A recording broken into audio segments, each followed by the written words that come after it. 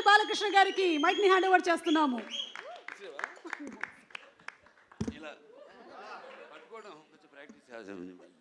అందరికీ నమస్కారం. ఈరోజు మన డాకు మహారాజ్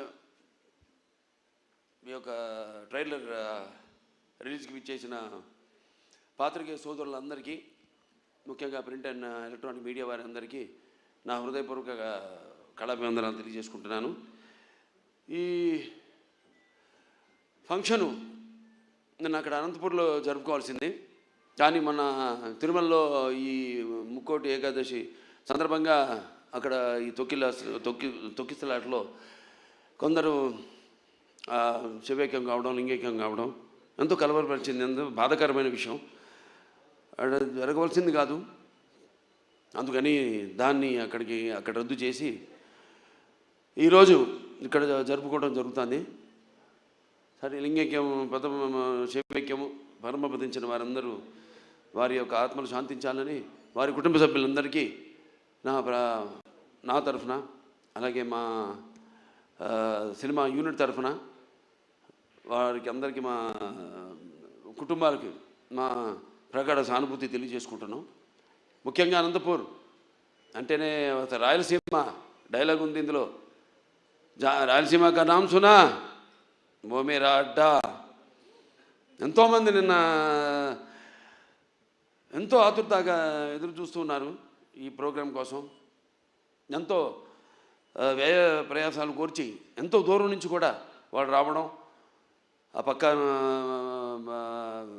కడప కానివ్వండి, కర్నూలు కానివ్వండి, ఒకటని కాదు, అటు చిత్తూరు కానివ్వండి, అనంతపూర్ కానివ్వండి, లేకపోతే మిగతా ప్రాంతాల నుంచి కానివ్వండి, ఇటు తెలంగాణ నుంచి కానీ అబ్బాయిని అందరూ తరలివచ్చారు అక్కడికి. పేరున వాళ్ళందరికీ,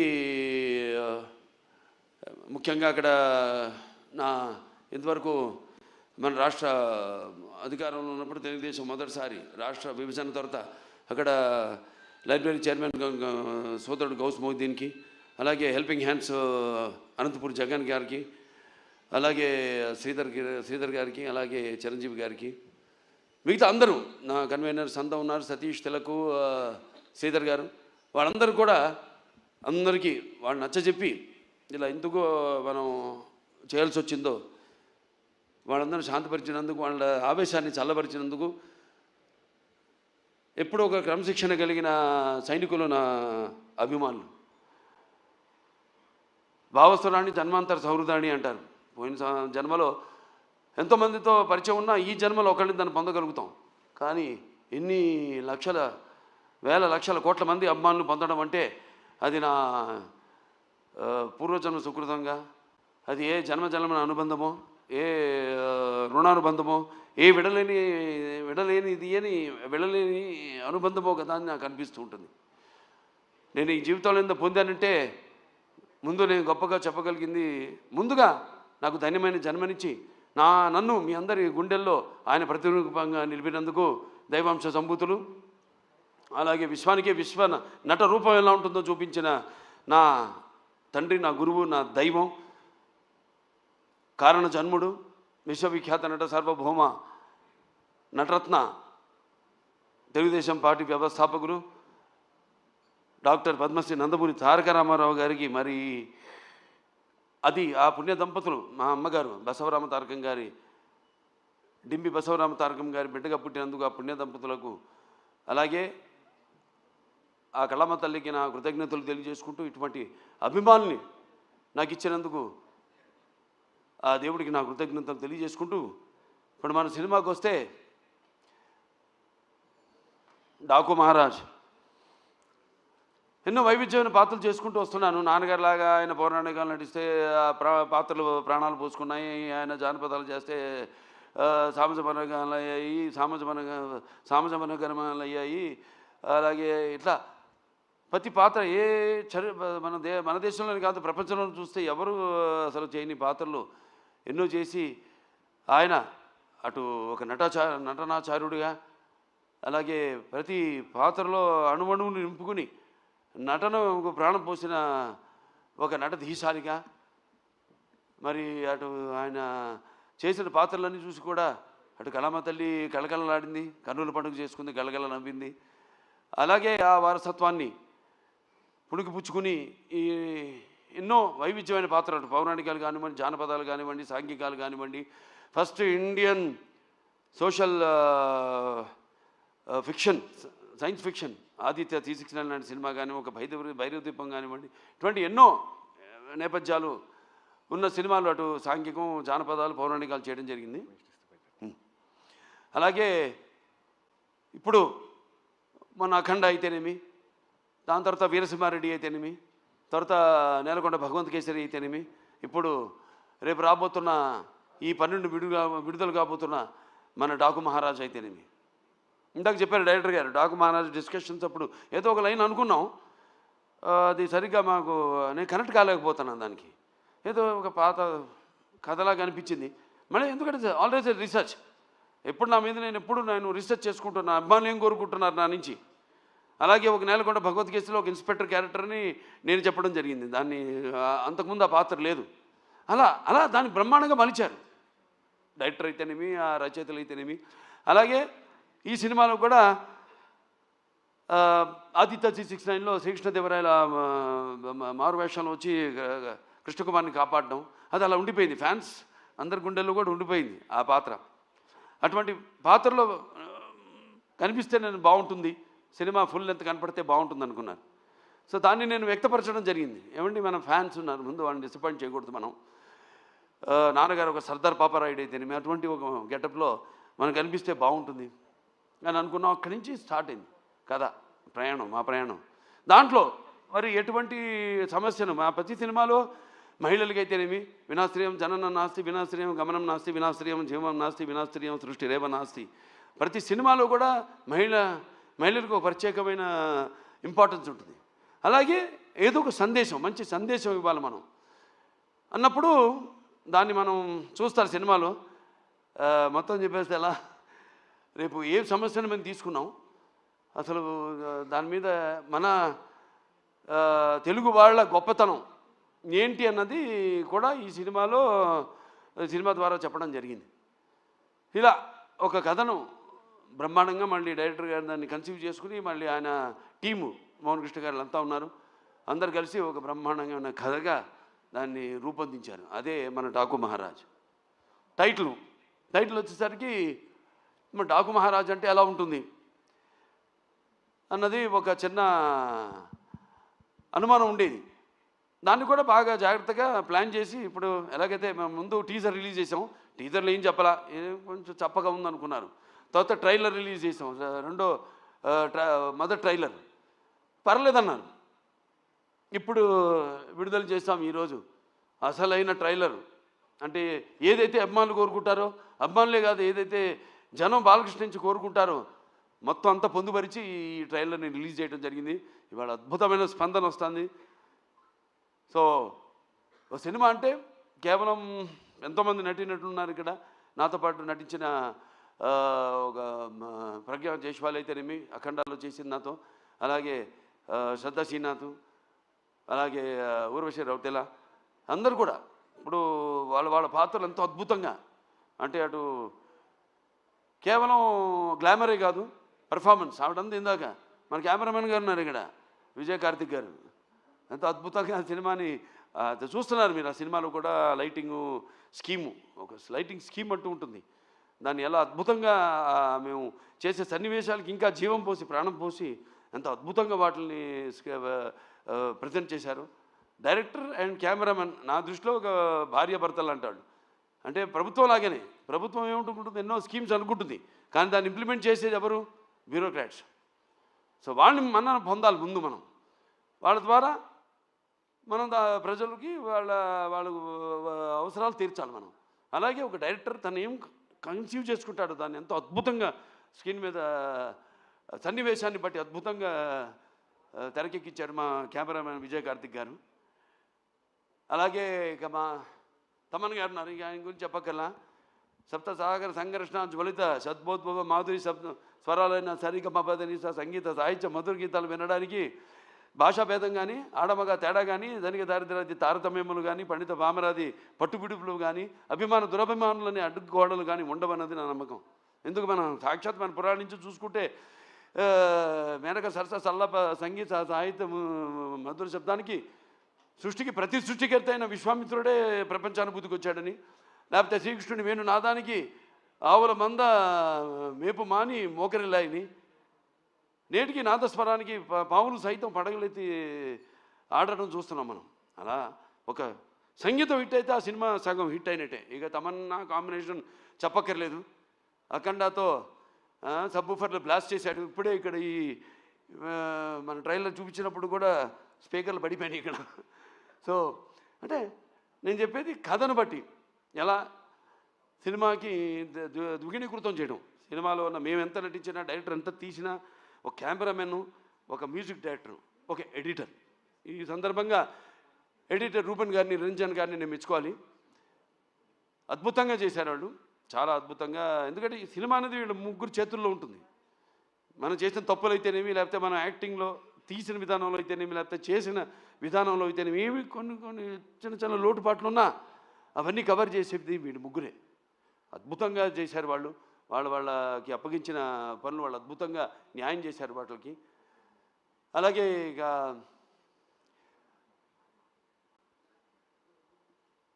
ప్రజ్ఞ జైస్వాల్ పాత్ర చాలా అద్భుతమైన పాత్ర. ఏదైతే ఆవిడకి ఉందో ఇమేజ్, మా కాంబినేషన్ ఏదైతే ఉందో, ఆవిడ అన్ని పాత్రలకి సరిపోతాను నేను అంటలా. కాకపోతే మా కాంబినేషన్ ఒక గౌరవం ఉంది, మా ఇద్దరి కాంబినేషన్కి ఒక ప్రత్యేకమైన స్థానం ఉంది. మేము కనబడితే ఒక హుందాతనం, ఒక ఆరాధనా భావం కలుగుతుంది ప్రజల్లో. దాన్ని మేము అలా ఇక్కడ దాన్ని ఆ పాత్ర అలా వచ్చింది. ఆ పాత్రకి ఎవరు బాగుంటారని అనుకున్నప్పుడు వెంటనే డైరెక్టర్ గారితో, మన నాగవంశీ గారితో చర్చించడం జరిగింది. వెంటనే ఆవిడ అంగీకరించడం, నమ్మకం, నా మీద నమ్మకం. ముఖ్యంగా కథ కూడా పెద్ద అడగదు ఆవిడ, ఓ అని ఒక నమ్మకం. అలాగే ఇక మా శ్రద్ధా శ్రీనాథ్ గారు ఉన్నారు. ఇక very versatile and very potential artist. ఎన్నో ఎక్స్ట్రాడినరీ పర్ఫార్మెన్సెస్ ఇచ్చిన, అంటే అవకాశం దొరికినప్పుడు జారబెట్టకుండా అద్భుతంగా తను ఇంతకుముందు సినిమాల్లో తన టాలెంట్ ఏదో తను ప్రూవ్ చేసుకుంటూ, ఏదో వచ్చే సినిమాలు ఒప్పుకోకుండా చాలా జాగ్రత్తగా తనకి మంచి పేరు వచ్చే పాత్ర అయితేనే తను ఒప్పుకోవడం. అలాగే ఈ సినిమాలు చూస్తారు రేపు, ఎంత అద్భుతమైన పాత్ర ఆవిడది. అలాగే పేర్లు కూడా అలాగే కుదిరినాయి.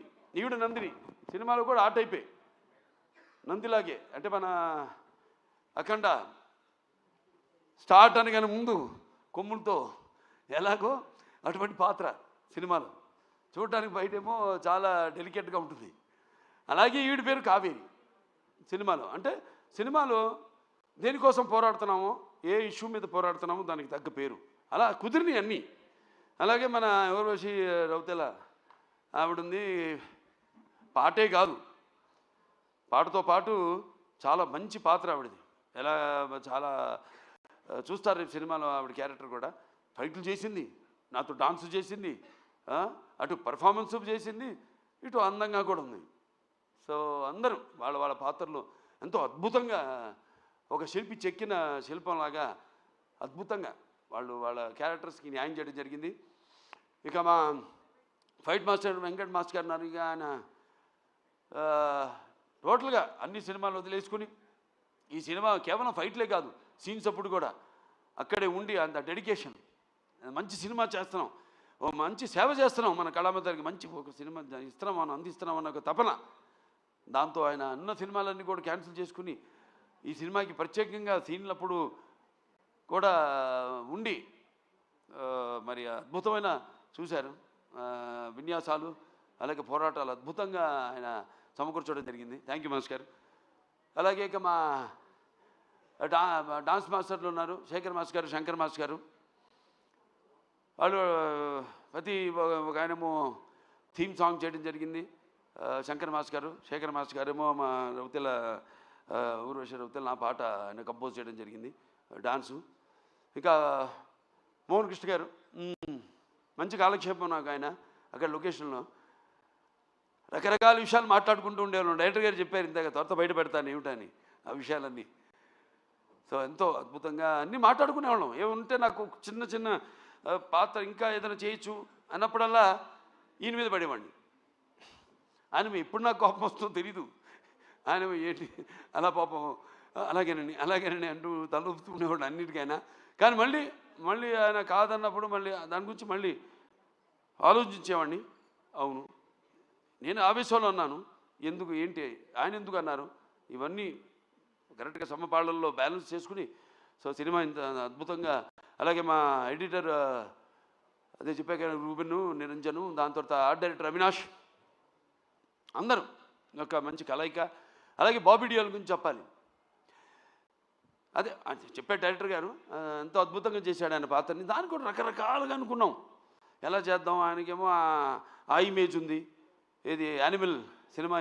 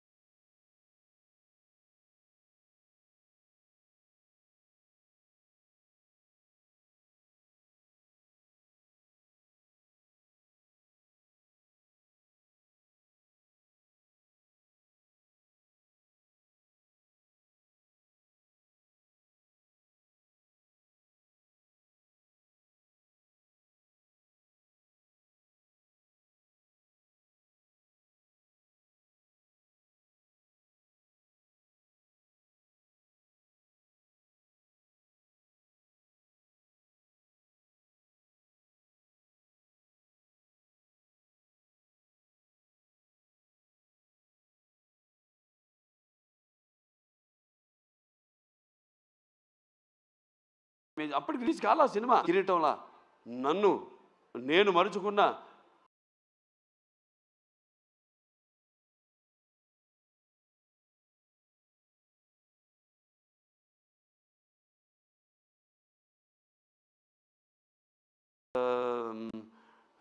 ఇట్లా చాలా సినిమాలు.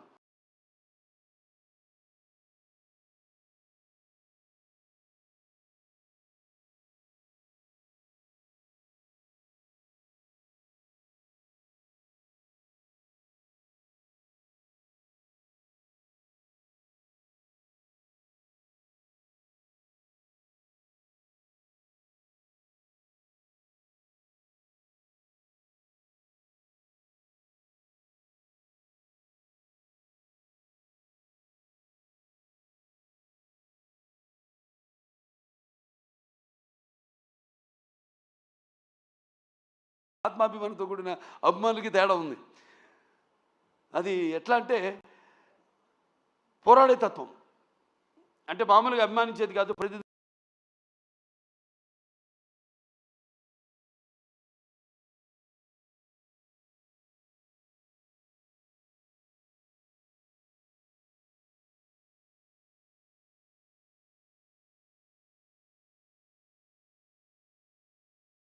మన అన్నదానికి తలవపడం కాదు.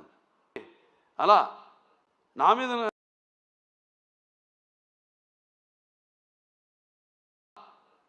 మీద కూడా ఒక సర్వే చేసిన అద్భుతంగా ఉంది.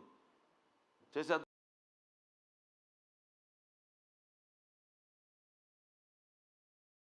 అని ఒక గ్రీన్ సిగ్నల్ ఇచ్చాడు ఆయన. సో అటువంటి చూసుకుంటూ మరి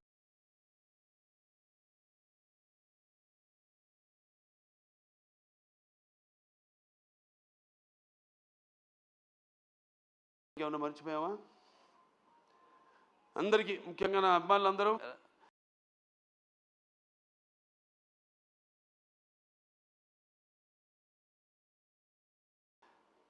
రకరకాల సందేశాలు ఇచ్చుకుంటూ చేస్తూ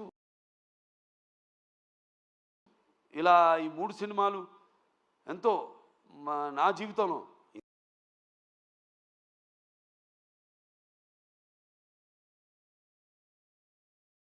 ఇంతకుముందు ఎన్నో ఇచ్చారు, 3 వరుసగా ఇవ్వడం నుంచి నా రెండో ఇన్నింగ్స్ అని. జనరల్గా అందరూ రెండో ఇన్నింగ్స్ అంటే కొంచెం స్టార్డం తగ్గినప్పుడు మళ్ళీ ఒక రెండో ఇన్నింగ్స్ అంట. నాకు అది కాదు, చూపిస్తా ఇంకా ముందు ముందు.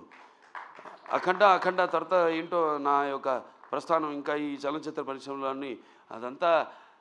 నేను ఇంతకుముందు ఏం చూసి ఇతనికి ఇంత అహంకారం అని అనుకుంటారని, నన్ను చూసి నాకే ఒక ఇదని, ఒక పదులైన పొగరని. చాలా సంతోషం, ఎందుకంటే నాన్నగారే నాకు ఇన్స్పిరేషన్. అలాగే ప్రేక్షక దేవుళ్ళు వాళ్ళు ఇస్తున్న ప్రోత్సాహం. ఒక సినిమా పూర్తి చేసుకుని ఆ సినిమా ఎలా ఆడుతుందా అని నిద్రాహారాలు మానేసి దానికోసం ఎదురు చూస్తున్నప్పుడు ఆ సినిమా విజయవంతం చేసి మా వెన్ను తట్టి ఇలాంటి సినిమాలు ఇంకా ఇవ్వండి అని మనల్ని ప్రోత్సహిస్తున్న ఈ ప్రేక్షక దేవుళ్లకు నేను ఎంతో రుణపడి ఉన్నాను. నా అభిమానులకు, నేను చేస్తున్న ఏదో ఈ క్యాన్సర్ హాస్పిటల్ ద్వారానో లేకపోతే ఒక హిందూపూర్ ప్రజాప్రతినిధిగాను ఎమ్మెల్యేగాను నేను కాకుండా ఒక కళాకారుడిగా కూడా నేను చేస్తున్న దానికి ఇన్స్పైర్ అయ్యి ఆదర్శంగా తీసుకుని ఎంతోమంది అభిమానులు కూడా వాళ్ళు ఎన్నో సాంఘిక సంక్షేమ కార్యక్రమాలు చేపడుతున్నారు. నాకు గర్వంగా ఉంది మీరంతా నా అభిమానులు అయినందుకు. సో మరొకసారి ఈ సినిమా 12 విడుదల కాబోతుంది సంక్రాంతి సందర్భంగా. సంక్రాంతి అంటే ఇది ముఖ్యంగా మన అచ్చమైన తెలుగు పండగ. దాని తర్వాత మనకి ముందు ఉగాది, అది చూపించేశాను శాతకర్ణిలో ఏంటో ఉగాది అంటే ఏంటో మన కాలమాన పట్టిక ఇచ్చిన మహానుభావుడు శాతకర్ణి. అది చేయడం నా అదృష్టం. మళ్ళీ సంక్రాంతి నా పండగ కావడం అంటే నా ప్రతి సినిమా ఏదైతే సంక్రాంతికి విడుదలైందో అయినాయో అన్నీ కూడా ఘన విజయం సాధించిన సినిమాలే. మళ్ళీ వస్తున్నాడు ఈ సంక్రాంతికి డాకు మహారాజ్. సో మీ అందరూ కూడా, ముఖ్యంగా ఇది రైతుల పండుగ, రైతులందరూ కూడా మరి వాళ్ళు కష్టపడిన సంవత్సరం అంతా కష్టపడి దుక్కు దున్ని నీరు పోసి నార పోసి నీరు విత్తనాలు నాటి అలాగే నీరు పోసి అలాగే పంటకు వచ్చాక వాటిలను మళ్ళీ బస్తాలకి నింపి బండ్లకి ఎక్కించి వాళ్ళ జేబులు వాళ్ళ కష్టంకి ఫలితమే నిండి ఎంతో ఉత్సాహంగా జరుపుకునే పండుగ మన అచ్చమైన సంక్రాంతి పండుగ. అలాగే ఈ గొబ్బెమ్మలతో, ఈ భోగి మంటల వెచ్చతనంతో, అలాగే హరిదాసుల కీర్తనలతో, అలాగే పిండి వంటలతో, కొత్త కొత్త బట్టలతో, అల్లుళ్ళు అత్తగారింటికి వచ్చే ఈ పండగ మన ఒకసారి నా సంక్రాంతి శుభాకాంక్షలు తెలియజేసుకుంటూ, సో ఈ సినిమా తప్పకుండా ఇప్పుడు చూశారు టీజర్, అంచెలంచెలుగా ఎలా ఇచ్చాను మేము ప్లాన్ చేసాం. ఎందుకంటే సినిమా అనేది ఎప్పుడు ఒక గుప్పిడి మూసి ఉన్నంత వరకే, ఒకసారి తెరిస్తే సో దాన్ని అంచెలంచెలుగా ఇంకా 2 రోజులే విడుదల కావడానికి సినిమా. సో ఇవాళ అసలైన టీజర్ వదిలేము, ట్రైలర్ వదిలేము, అసలైన ట్రైలర్ వదిలేము. సో అందరూ కూడా తప్పకుండా మీరు ఏం ఊహించుకుంటారో అంతకంటే మించే ఉంటుంది ఈ సినిమాని మీ అందరికి తెలియజేసుకుంటూ, ఇలాగే నా చిన్నల్లుడు శ్రీభరత్, అలాగే నేను చిన్నమ్మాయి మా తుకుమల్లి తేజస్విని, వాళ్ళు కూడా ఈ సినిమాలో వాళ్ళ వంతు మన అన్స్టాపబుల్ కూడా తను తేజస్విని క్రియేటివ్ కన్సల్టెంట్గా చేసి ఎన్నో షోలు ఇవన్నీ చూసి వాటి మీద మేము చర్చించుకుని ఎలా ఉంటే బాగుంటుంది. అందుకే వాళ్ళ ఆ షో కూడా ఇవాళ ప్రపంచం మన దేశంలోనే నంబర్ 1 స్థానంలో నిలిచిందంటే అన్ని షోలని అధిగమించి, అలాగే దేశంలోనే 18వ స్థానంలో ఉందంటే మన అందరి కృషి ఫలితమే అన్స్టాపబుల్ కూడా. సో ఇక్కడి నుంచి నేను చెప్పినట్టు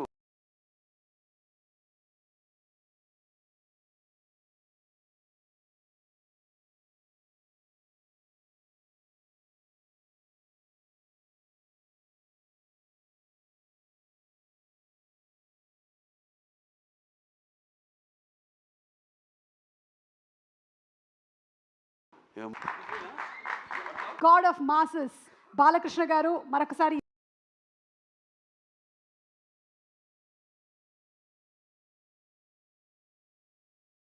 రోజు ఈ కార్యక్రమానికి విచ్చేసినటువంటి మీ అందరికీ కూడా హృదయపు పంచేటువంటి దేవుడిది కాదు, చీకటిని శాసించే రాక్షసులది కాదు, రాక్షసుల్ని ఆడించేటువంటి రావణాసురుడిది కాదు, అలాగే రాజ్యం లేకుండా పోరాడినటువంటి ఆ రాజుది గండ్ర గొడ్డలి